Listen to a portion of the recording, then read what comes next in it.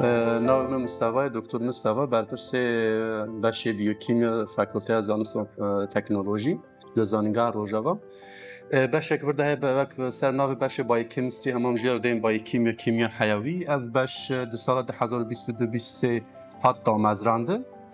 خوندکار دوی بخشی در 4 ساله دخونه یعنی حیات 4 ساله تخرج دبینه بشتی دا خوندنا بلند خود کارن بر دوام بکن یعنی اول تشتکی تایبتا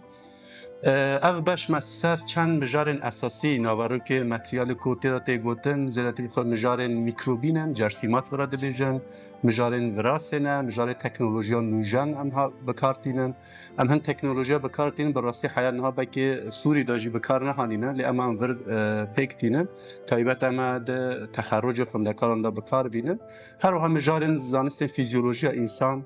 و مجارن خبات تحلیلات هده مجال لابراتوری چه مثلا خونی بگیرن چه تحلیل بکنن تشتن گریدای تندرستی یعنی او نوارکوی اساسیه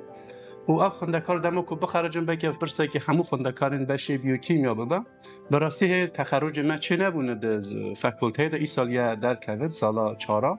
زیراتی رو خود مجارن لابراتورا دوه لابراتور جی دهات کارن لابراتور زانینگاه دا کار بکن لابراتور تندرستی دا کار بکن هر وقت تکنیسیان ده مخبرین تایبت دا کار بکن جبوخه او مجار زیده مجار جرسیمات دا کار بکن در لابراتور دا مجار تحلیلات دا کار بکن اگر لابراتورین وراسی هبن کارن وراسی دا کار بکن ولی بگشتی وکریه متنگ نکریه مسر و اساس وکریه وی ما هنک ناواروک جبو آنو داینه ده 4 ساله ده بخونن یعنی هم زانن او لیسانسه